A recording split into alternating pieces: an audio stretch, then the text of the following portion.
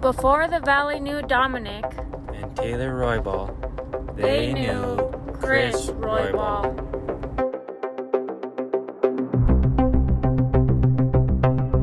Chris was born, everybody would say, well, are you going to name him Abel? No, I said, I'll name him Christopher Cain. So I named him Cain. They wanted me to call him Cain, so we called him Christopher Cain.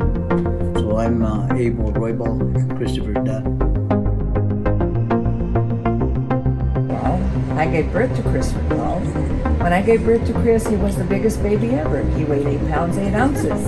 Because I remember the day that his son was born, he called me to tell me, Mom, how much did I weigh? Did I weigh more than Dominic? And I said, yes, Christopher, you did. Oh, so I'm still the biggest baby. Chris was always with me by my side, and I was always working, so he learned a good work ethic. He learned that if you don't work, you don't eat. And Christopher used to like to eat, so he learned to work. As Chris was growing up, I always instilled in my children to always work hard, never give up, and then never to quit anything. If you quit, Mama was going to spank you. So they always knew that they had to give it all, every bit that they have, because that's what you do in life. You never give up, you work hard. If you want something, you have to deserve it. Wait a second. This is not a story of Chris's whole life. But rather a few years of his life. To tell this story, we needed a little help. If I had to describe Chris as a teammate, I would describe him as determined. We played basketball together, and there's no better description of a teammate ever. When we were in middle school, he was short and chubby and slow. And we got older, and he put in a lot of hard work. Your dad put in a lot of hard work. How would I describe Chris Roybal as a friend or teammate? The main word that comes along is lifelong. Not a better teammate that I've had, and a friend always. All the time, because he was very competitive, and that's what drove him to really do good. Everything he does, he works hard, from what I've known. Chris is a loyal, aggressive, hardworking friend and teammate. Man, could that guy drive to the basket baseline like nobody's business. He had a baseline drive that nobody could stop. That was like his signature thing. I haven't seen any other kid that could, as he grew up older, can drive the ball on the baseline. I could never see anybody could stop him. He was just unstoppable on the baseline. He was always pretty tough. If he got it to the baseline, he was driving hard. Pretty much every time. I don't remember him passing that much, and I hope he hears that part. Somebody that would work as hard as he does, and somebody who's not afraid to push and call someone out to work as hard as they can as well. Your dad was only allowed one shot, one three-pointer a game. One shot at a three-pointer. If he made it, you can get another one. I think one story that I like about Chris is the first day I remember when I walked into school, and there's this guy, we're going to basketball practice, open gym after. He's wearing a shirt that says, no sex, no drugs, no rock and roll. He's running 100 miles an hour around the laps as we're warming up. This guy's going full force, and I'm like, what's wrong with this guy, you know? And I think that kind of describes him. As I first met him, I think that kind of describes him who he is. You know what I mean? That's his personality. He kind of wore it on his shirt right there, what he believes in and what he is. And then just to see his work ethic right off the bat was really cool to see how he really is. He's always played basketball, even in PE and school. He was always playing like. But on this particular day in PE, Chris's life would be changed forever. I think I was working and I got a call that he was had an accident. Him and Richard and others were playing, and I think Richard's the one that ran into his head, almost pretty much annihilated him.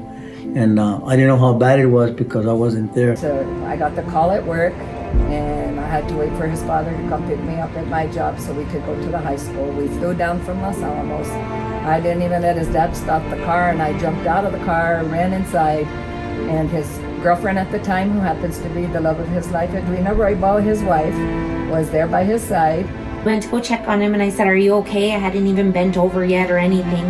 And he looked up at me and he moved his hands and he had like a ping pong ball sized hole in his head.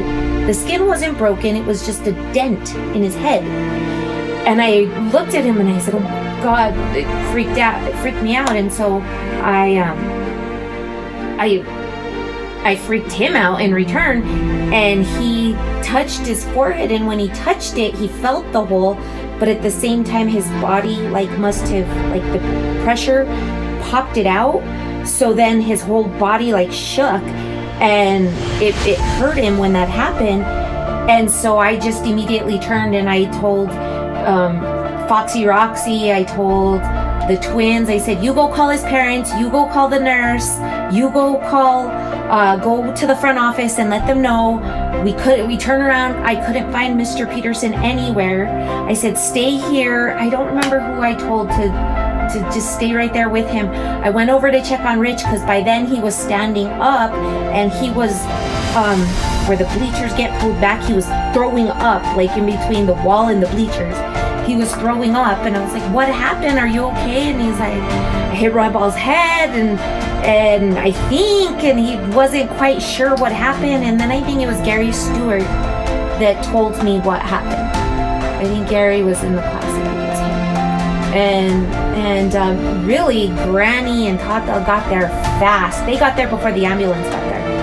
And the ambulance pulled in, and they loaded up your dad in the ambulance, and then Granny went with him, and Tata drove the car. Anyways, Chris drove the baseline like he usually does, and he could never beat me because we always knew he was going to drive the baseline or charge. Well, Chris trapped him, I pinned him, and your dad had his head down like usual when he's dribbling, and turned in and freaking smacked me right in the freaking head. Both of us immediately hit the ground. But the funny part about it is that the night before, or the day before, his mother was bragging that Chris had the hardest head ever. I myself was being concussed several times, so I didn't really want to go to the hospital because they said one more concussion and I'm done. However, he recovered well. He still has a scar, so he has to think about me every day no matter what. And I have a similar scar, just not as big. So every time I see it, I think about him. So we put him in the ambulance. We were on our way to Espanola Hospital. He started throwing up, so they said he's got to have a concussion. Well, all that night, he kept getting a bloody nose. So the next day, the doctor called and said, "Miss Roybal, you need to bring your son back to the hospital." I'm like, "What's wrong?" Well, we took another x-ray. His skull is fractured. I'm like, "What do you mean his skull's fractured?" And they go, "Just, could you bring him back to the hospital?" So we went back to the hospital, and they told us that his skull was fractured. So then we went to a doctor in Santa Fe, and I can't remember the doctor's name, it's been too many years. And they did more tests, and they said his skull was broken. So the week before Christmas, we were at the doctor's office and trying to get him to make his decision if he wanted surgery or not. And the doctor told him that he didn't have to necessarily get it, but if he ever got into a car accident, he risked the chance of being killed because this first part of the skull broke, and the second part that covers the brain was the only part that was still good. So if he would have gotten into an accident, he would have died. So we talked and talked and talked, and I let him and Edwina discuss it. They talked, and he finally decided that yes, he should get the surgery. So they cut him from one ear across the top to the other ear, pulled his face down, and he has 2 metal plates in his forehead. He's got a screw, an L and a star. What I remember was someone, when your dad got injured, what I remember was someone telling me, I can't remember who it was, but I thought, oh crap. I thought, first and foremost, was he okay? And then I thought, oh, how that's going to take a toll on the team. You know what I mean? He was integral. When he crushed his head, I was at work. And then I got a call from, I think it was my mom. And it freaked me out because she was freaking out. And so I came down the hill, and I remember I had my red Ford, and I was coming down the hill too fast. The thing shut off because it has a governor. And I was down by the Totavi gas station, and then it shut off on me. I was like, oh, I didn't know what to do. So I went below, I think it was 85 miles an hour, and then it turned back on again. So by the time I came down, I had to go straight to the hospital, and I met him over there. And by that time, he was already in the back. So I was scared because I didn't know what was going to happen. But that was a rough day. Then I remember making fun of him because they peeled his face. And I remember him asking if he saw his face or not. Then I checked his titanium with a magnet to make sure it wasn't magnetic. Yeah, I gave him in the pipes. But yeah, it was a scary day. He had, like 19 or 20 staples or something like that. I think that's what it was. They sewed his eyes shut. So I remember seeing the stitch marks in his eyelids. So I made fun of him for that for a while. But yeah, it was a scary day. I mean, that could have lost him that day. It was a little rough. And he was in PE. I remember he collided with his thick skull friend Richard. The guy has the thickest skull in the world. But he was miracle. They said he would be in the hospital for Christmas. Christmas Eve, we brought him home. He had no black eyes, no nada. He did very good. I was very proud of my son. And then he was back on the court on January. What was the first game in January? Played Los Alamos. I don't remember exactly what day it was. I think it was like the 10th. And what does he do? He goes for the basketball and dives head first under the bleacher. Granny had a heart attack. He was special because he came back strong, determined to play, and he played pretty tough, being that he had been hurt, and I think was one of the best games that I've seen him play. The day your dad fractured his head, I don't recall that I was there. However, I remember that they had to do some pretty significant reconstruction of his face, which didn't help his looks any. However, they had to put a plate or something in his back of his skull, or I don't know. That might be why he has a small brain these days. I'm not sure. Chris Roybal would overcome the injury and return to the court January 20th in a district game at Los Alamos. Chris would finish with a career-high 26 points, leading his team to a district victory, 66-62. Not only did he play basketball, but he was also a stellar pitcher in baseball. But he was good. He was dominant, and he could throw and throw and throw. He had a good knuckleball. Played baseball out by the mountain. I think that's why he's a good pitcher, because I didn't let him bat. They were like, oh my God, look at his arm. Your dad was just a dominant pitcher. He was the go-to all the time. I know, look at the target. He's doing really good, because when he was younger and he was learning how to pitch, we put an old spare tire on the fence, and he used to throw the ball right at the target in the middle of the tire. So he had a heck of an arm. Christopher loved baseball, and pitching was his love. He loved to pitch. I love to watch Christopher play baseball.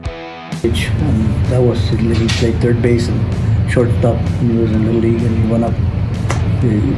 like that. He was very competitive. Even little. He wasn't afraid to go after a batter. If he needed to throw at that batter, he'd throw at that batter. And so one of the first memories that I had of Chris when I first knew him was when he was pitching against us. I was up to bat for the first time, and I knew he threw hard. I was trying to get my timing right, and so the first pitch he throws me, he pins me right in the back. I can't believe it. I'm over here in pain and suffering, and I knew it was a deliberate hit in the back, and I remember him just hitting every spot, like solid, popping the glove. He was just tuned into the game and throwing heat. Pitching the way he did, he just went on. I think they were 8th graders when they went on to play varsity baseball for Milwaukee. I think they played for 4 years varsity. When I had to go warm up Chris, I remember throwing long toss with him, and he's just getting loose. And I remember him getting back on the mound and throwing his first couple of pitches. And I remember kind of like trying to time him, and I was like, "Oh crap! I'm a little slow here," because he was just fired up. I remember him just throwing heat that day. He just looked so sexy. His butt was so sexy, and those white tight. So I hated the new baseball uniforms. They're saggy, and oh no, Dad had nice white pants on. He had a nice booty.